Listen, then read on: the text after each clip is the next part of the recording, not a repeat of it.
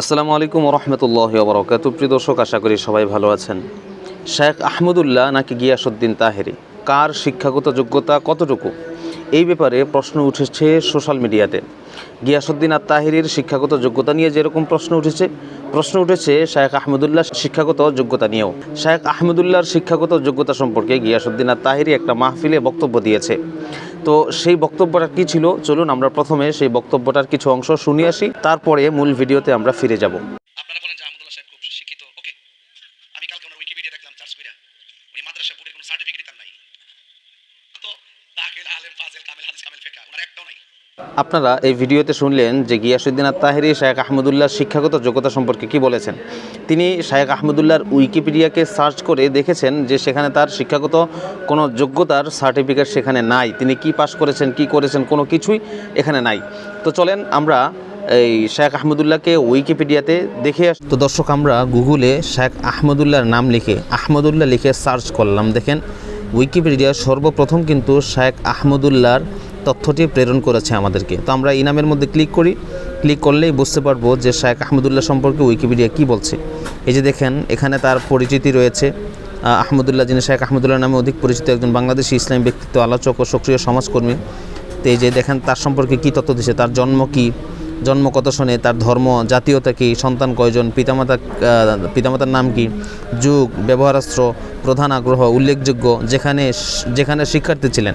দেখেন শেখ আহমদুল্লাহ কিন্তু দারুল উলুম কওমি মাদ্রাসা হাতিয়া, তারপরে দারুল উলুম মনিরুল ইসলাম হাটহাজারী মাদ্রাসা, যশোর দরডাটানা কওমি মাদ্রাসা, খুলনা দারুল উলুম কওমি মাদ্রাসা, এইসব কওমি মাদ্রাসায় তিনি পড়াশোনা করেছেন। গিয়াসউদ্দিন তাহেরি বলেছে যে শেখ আহমদুল্লাহর কোনো সার্টিফিকেট উইকিপিডিয়াতে নাই। আসলে সে উইকিপিডিয়া সম্পর্কে কোনো অভিজ্ঞতাই রাখে না। আমরা তার শিক্ষা জীবনে গেলেই কিন্তু তার সকল সার্টিফিকেট দেখতে পারবো, সে কোন পরীক্ষায় কত পেয়েছেন সেটা দেখতে পারবো। এই যে আমরা তার শিক্ষা জীবনে ক্লিক করলাম, শিক্ষা জীবনে ক্লিক করলে দেখেন এখানে নিচে চলে আসছে। এই যে নিচের প্যারাটি পড়েন আপনারা। 1988 সালের বন্যায় হাতিয়া অঞ্চল ক্ষতিগ্রস্ত হলে আহমদুল্লাহ নোয়াখালী ত্যাগ করে চট্টগ্রামের দারুল উলুম হাটহাজারী মাদ্রাসায় ভর্তি হন। এই মাদ্রাসায় তিনি মুফতি শহীদুল্লাহর শাগরেদ ও খাদেম ছিলেন। এছাড়াও এই মাদ্রাসায় জাকারিয়া, আবদুল্লাহ ও আনাস মাদানির সহপাঠী ছিলেন। হাটহাজারী পড়ার পর তিনি যশোরের দরাটানা কওমি মাদ্রাসায় ভর্তি হন এবং মাদ্রাসার অধীনে ব্যাপক বোর্ডের সানাবিয়া পরীক্ষায় এইচএসসি সমতুল্য যেটাকে ধরা হয় পরীক্ষায় 10ম স্ট্যান্ড, মিশকাত ক্লাসে 3য় স্ট্যান্ড এবং দাওরায়ে হাদিস অর্থাৎ মাস্টার্স ক্লাসে 2য় স্ট্যান্ড করেন। সর্বশেষে খুলনা দারুল উলুম কওমি মাদ্রাসা থেকে ইফতার সম্পন্ন করেন।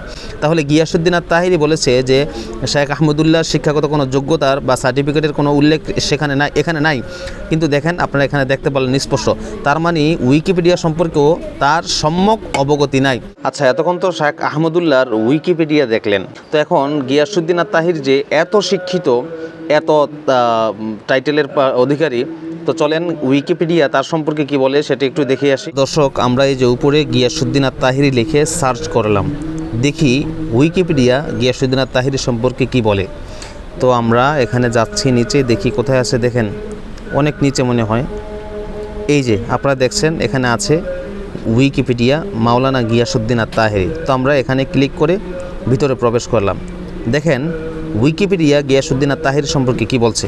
এই যে মাওলানা গিয়াসউদ্দিন তাহেরি, বর্তমানে এই পাতায় কোনো লেখা নেই। আপনি চাইলে অন্য কোনো পাতায় শিরোনামটি অনুসন্ধান করতে পারেন অথবা সম্পর্কিত লগ অনুসন্ধান করতে পারেন, কিন্তু আপনার এই পাতাটি তৈরি করার অনুমতি নেই।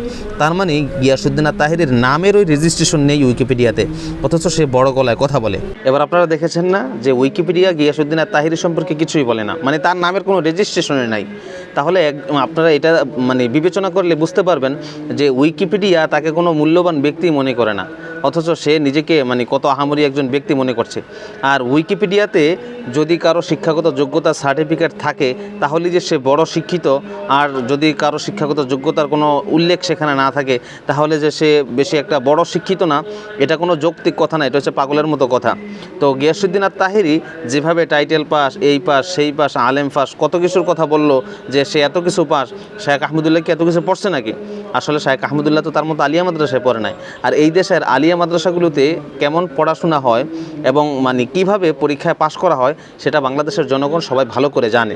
পরীক্ষা আসলে যে তারা ওই যে গাইড পড়ে পড়ে যে পরীক্ষা দেয়, এটা বাংলাদেশের সব মানুষ জানে। হাতে গোনা কয়েকটা আলিয়া মাদ্রাসা আছে যেখানে একটু ভালো মানের পড়াশোনা হয়, অন্যথায় অন্যান্য দেশের বিভিন্ন জায়গার যে আলিয়া মাদ্রাসাগুলো আছে সেগুলার শিক্ষাগত যেই কারিকুলাম সেগুলো নিয়ে প্রশ্ন আছে। তো গিয়াসউদ্দিন আত-তাহিরি যে সেখানে পড়াশোনা করেছে এবং তার সার্টিফিকেটের বড়াই করছে, তার ভিতরে কতটুকু এলেম আছে সেটা বাংলাদেশের জনগণ সবাই জানে। আর গিয়াসউদ্দিন আত-তাহিরি এক ভিডিওতে বলেছে যে আমরা যদি এলমের কথা না বলি, কোরআন হাদিস থেকে আলোচনা না করি, তাহলে কি মানুষ আমাদেরকে দাওয়াত দেয়? আমাদেরকে দাওয়াত দেয় না। আমাদের কথা শোনার জন্য মানুষ আমাদেরকে দাওয়াত দেয় না, আমাদেরকে দেখার জন্য দাওয়াত দেয় না। আসলে মানুষ তাদেরকে দাওয়াত দেয় মূলত তাদের ওই যে একটু শান টান শোনার জন্য আর একটু দেখার জন্য। মানুষ একটা মাহফিল কমিটি, বিভিন্ন জায়গায় মাহফিল কমিটি এমন আছে যে ভাইরাল বক্তাদেরকে দাওয়াত দেয় যেন তাদের সেখানে মানুষ বেশি হয়, কালেকশন বেশি হয়, টাকা উত্তোলনের জন্য। এখন গিয়াসউদ্দিন আত-তাহিরি টাইটেল পাস, কামেল পাস, ফাজিল পাসের সার্টিফিকেট ধারণ কইরা সে এখন মনে করছে যে সে বাংলাদেশের সবচাইতে বড় শিক্ষিত।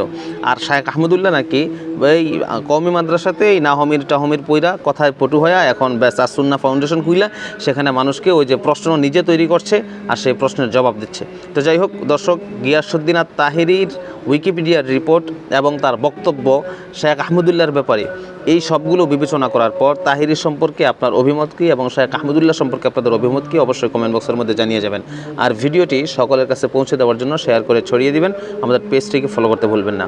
আসসালামু আলাইকুম ওয়া রাহমাতুল্লাহ।